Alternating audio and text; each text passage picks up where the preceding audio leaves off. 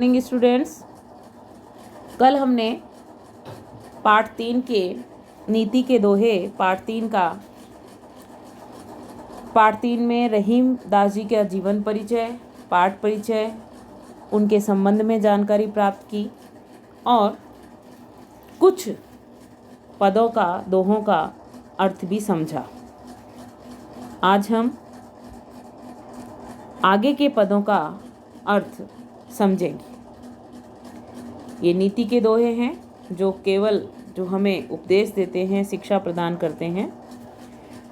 5वें दोहे से हम आज अर्थ समझेंगे और इस पद में, दोहे में कवि ने उत्तम आचरण वाले व्यक्तियों का चित्रण किया है और उनका मानना है कि बुरी संगति उन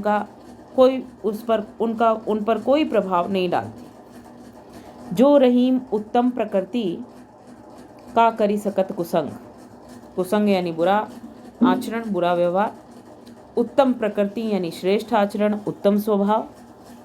रहीम दास जी कहते हैं कि उत्तम स्वभाव वाले लोगों पर बुरी संगति कोई प्रभाव नहीं डाल सकती। जिस प्रकार की चंदन विष व्यापत नहीं लपटे रहत भुजंग यानी सर्प, कि जिस प्रकार की चंदन के वृक्ष पर सर्प लिपटे रहते हैं, लेकिन चंदन की वृक्ष की सुगंध पर सर्प के विष का कोई प्रभाव देखने को नहीं मिलता। उसी प्रकार जो लोग श्रेष्ठ आचरण वाले हैं, उत्तम स्वभाव वाले हैं, उन पर बुरी संगति कोई प्रभाव नहीं डाल पाती। तो यहाँ उन्होंने उत्तम स्वभाव वाले लोगों का चित्रण किया कि जो उत्तम स्वभाव के लोग हैं उनका बुरी संगति कुछ नहीं बिगाड़ पाती। जिस प्रकार की चंदन के वृक्ष पर सर्प लिपटे रहते हैं, लेकिन सर्प के विष का कोई प्रभाव चंदन के वृक्ष पर देखने को नहीं मिलता। अगले पद में उन्होंने जो हमारे हितैषी हैं, हमारे प्रियजन हैं, स्वजन हैं, उनके विषय में बताया है कि रूठे यानी नाराज होने पर मना लेना चाहिए। जो रूठें 100 बार, चाहे वो हमसे कितनी भी बार नाराज क्यों ना हो। फिरी बार बार, पोहिए यानी पिरोना, टूटे यानी टूटा हुआ, मुक्ताहार मोतियों की माला। रहीम दास जी कहते हैं कि जिस प्रकार बहुमूल्य मोतियों की माला यदि टूट जाती है तो उसे बार बार पिरोकर माला का रूप दे दिया जाता है, और उसी प्रकार जो हमारे सुजन हैं यानी स्वजन हैं, मित्र हैं, आत्मीयजन हैं, प्रियजन हैं, यदि वो हमसे रूठ जाते हैं, नाराज हो जाते हैं, तो हमें उन्हें मना लेना चाहिए, चाहे वो हमसे 100 बार रूठें, 100 बार नाराज हो, क्योंकि उन्हें मनाने में ही हमारा हित है, हमारी भलाई है, क्योंकि वे सदैव हमारा भला चाहते हैं, हमारे हितैषी होते हैं। इसलिए चाहे वो हमसे कितनी भी बार नाराज क्यों ना हो, हमें रूठने पर उन्हें मना लेना चाहिए। अगले पद में कवि ने परोपकारी व्यक्ति का महत्व बताया है। तरुवर यानी वृक्ष, खात यानी खाते हैं, सरोवर यानी तालाब, पिए ही न पान यानी पानी, पिए ही पीते नहीं है, पर काज दूसरों के कार्य के लिए, हित यानी भलाई, संचयी यानी इकट्ठा करते हैं संपत्ति को, सुजान यानी सज्जन लोग, परोपकारी लोग। कवि रहीम कहते हैं कि वृक्ष अपने फल स्वयं नहीं खाते, सदैव दूसरे ही उसका आस्वादन करते हैं। तालाब स्वयं अपना पानी नहीं पीता, सदैव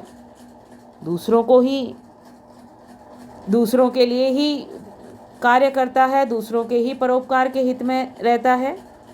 उसी प्रकार जो इस संसार में सज्जन लोग हैं, परोपकारी लोग हैं, वो भी संपत्ति को इसीलिए इकट्ठा करते हैं ताकि वो दूसरों की भलाई कर सकें, दूसरों के हित में कार्य कर सकें, लोक कल्याण के कार्य कर सकें। यहाँ उन्होंने परोपकार का महत्व बताया है और परोपकार का महत्व बताते हुए कवि का मानना है कि वृक्ष अपने फल स्वयं नहीं खाते, तालाब अपना पानी स्वयं नहीं पीता, उसी प्रकार जो परोपकारी लोग हैं, सज्जन लोग हैं, वो भी संपत्ति को इसीलिए इकट्ठा करते हैं ताकि दूसरों की भलाई के कार्य कर सकें, लोक कल्याण के कार्य कर सकें। स्वयं वह अपने लिए संपत्ति को एकत्रित नहीं करते।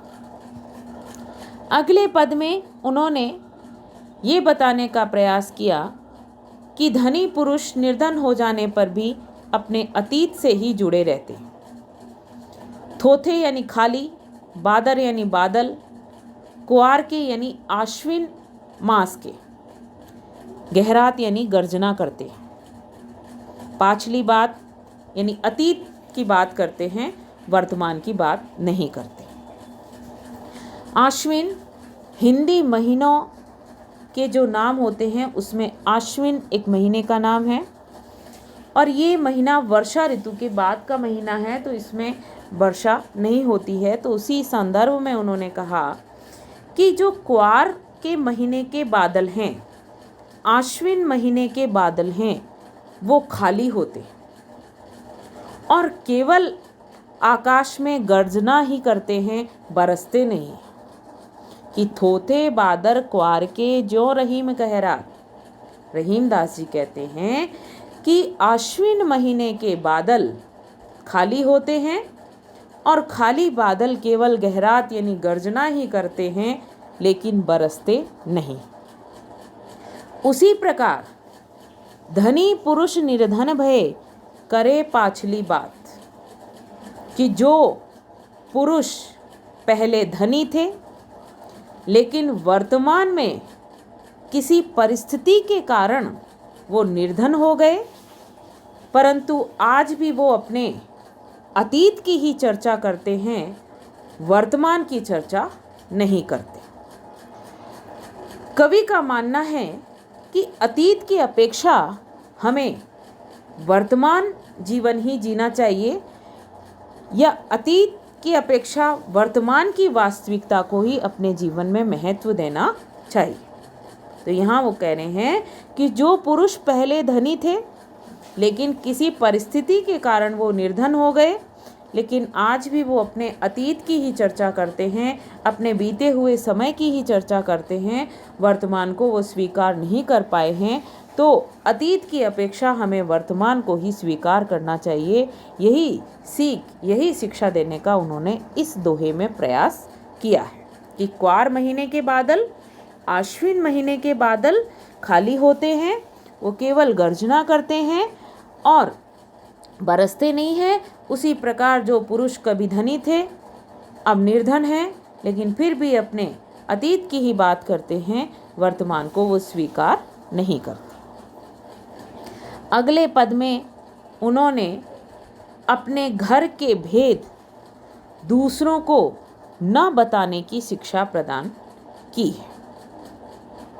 रहीमन असुआ नैन ढरी, जिये दुख प्रकट करे, जाहि निकारो गेहते, कस न भेद कही दे। असुआ यानी आंसू, नैन नेत्र, ढरी बहते हैं, जिए हृदय का, दुख प्रकट करे, दुख प्रकट करते। जाहि जिसे निकारो निकाल दिया जाता है, गेहते घर से, कसना कैसे, भेद यानी रहस्य, कही देई यानी कह देता। सॉरी, कवि कहते हैं कि जब हमारे नेत्रों से आंसू निकलते हैं तो वह हमारे हृदय के दुख को दूसरों के सामने प्रकट कर देते। रहीमन असुआ नैन ढरी, जिये दुख प्रकट करे। कि जब हमारे नेत्रों से आंसू निकलते हैं तो वो हमारे हृदय के दुख को दूसरों के सामने प्रकट कर देते। उसी प्रकार जो हमारे घर का सदस्य होता है, यदि उसे किसी कारणवश क्रोधवश घर से निकाल दिया जाता है तो वह अपने घर का भेद, घर का रहस्य कही देई दूसरों को के सामने कह देता है। यहाँ इस पद के अनुसार एक मुहावरा घर का भेदी लंका ढाए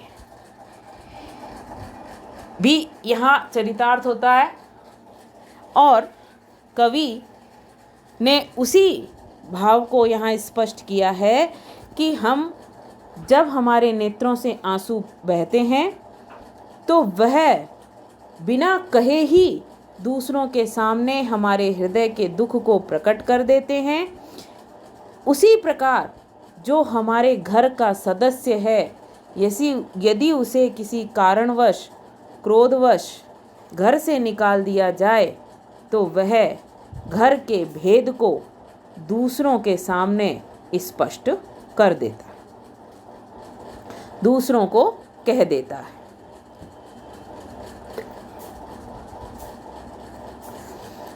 अगले पद में कवि ने ये स्पष्ट किया है कि हमें अपने मन की पीड़ा को जग जाहिर नहीं करना चाहिए। रही मन निज मन की विथा, निज माने अपने मन की, विथा माने व्यथा, पीड़ा, दुख।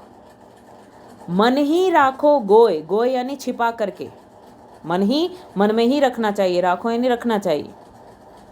सुनी अठिले हैं, सुनी यानी सुनकर, अठिले हैं मतलब उपहास करेंगे, मजाक उड़ाएंगे लोग यानी संसार के लोग। बाँटी न ले है कोई, कि कोई भी हमारे दुख को बांटेगा नहीं। रहीम दास जी कहते हैं कि हमें अपने मन की पीड़ा को, मन के दुख को मन में ही छिपा कर रखना चाहिए, क्योंकि इस संसार के लोग जब हमारे दुख को, हमारी पीड़ा को सुनेंगे तो पीठ पीछे हमारा उपहास ही उड़ाएंगे, हमारा मजाक ही उड़ाएंगे, कोई भी हमारे दुख को बांटने का प्रयास नहीं करेगा। जब हमारे दुखों का बांटने का प्रयास ही नहीं करेगा तो कवि का मानना है कि हमें अपने मन के दुखों को छिपाकर ही रखना चाहिए, दूसरों के सामने प्रकट नहीं करना चाहिए, क्योंकि दूसरे लोग कभी भी हमारी पीड़ा, हमारे दुख को बांटने का प्रयास नहीं करें।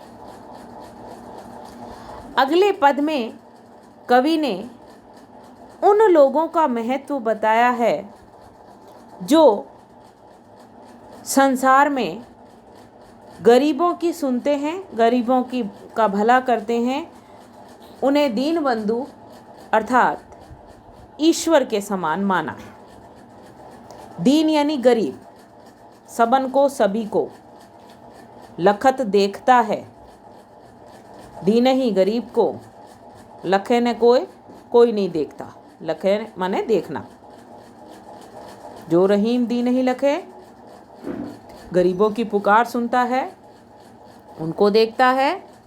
दीन बंधु अर्थात ईश्वर के समान, सम होए, ईश्वर के समान होता है।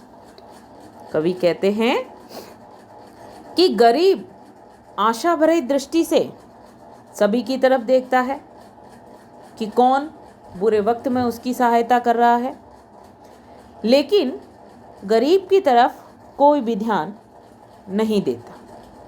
रहीम कहते हैं जो गरीबों का हित करते हैं, गरीबों की भलाई का कार्य करते हैं, वो परोपकारी होते हैं और ऐसे परोपकारी मनुष्य दीन बंधु के समान कहलाते हैं, ईश्वर के समान कहलाते हैं। कि जो लोग गरीबों की भलाई के कार्य करते हैं, गरीबों का भला करते हैं, वो मनुष्य जो हैं वो ईश्वर के समान हैं, उनकी भलाई करते हैं। और ऐसे लोग जो हैं वो परोपकारी माने जाते। अगले पद में उन्होंने कोयल और कौवे के अंतर को स्पष्ट किया। दोनों रहीमन एक से जौलो बोलत नाही, जान परत है काक पिक ऋतु बसंत के माही। दोनों रहीमन एक से, रहीमदास जी कहते हैं दोनों एक समान दिखाई देते हैं रंग और रूप में। जौलो बोलत नहीं, जब तक वो बोलते नहीं हैं तब तक उनका अंतर पता नहीं चलता। रहीमदास जी कहते हैं कि कौवा और कोयल रंग और रूप में दोनों एक समान ही दिखाई देते हैं। उनका अंतर तभी पता पड़ता है जब वो बोलते हैं, क्योंकि कौवे की वाणी कर्कश है, कोयल की वाणी मीठी। जान परत है काक पिक, काक यानी कौवा, पिक यानी कोयल। जान पड़त है यानी अंतर पता पड़ता है। बसंत ऋतु की माही, माही यानी अंदर। कवि कहते हैं कौवे और कोयल में बसंत ऋतु के अंदर ही अंतर पता चलता है, क्योंकि बसंत ऋतु में कोयल की मधुर वाणी सुनाई पड़ती। जिस प्रकार आपने पहले भी तुलसीदास जी का पाठ पढ़ा और उस पाठ में स्पष्ट हुआ कि जो है वर्षा ऋतु तो किसकी बोली है कि मेंढक बोलते हैं, लेकिन कोयल बसंत ऋतु में ही बोलती है। तो यहाँ उन्होंने कौवे और कोयल के अंतर को स्पष्ट किया कि कौवा और कोयल रंग और रूप में दोनों एक समान ही दिखाई देते, उनका रंग भी एक सा है, रूप भी एक सा है, लेकिन जब वो बोलते हैं तभी उनका अंतर पता चलता है। और जब कोयल बसंत ऋतु में बोलती है तभी कौवे और कोयल का अंतर दिखाई पड़ता है।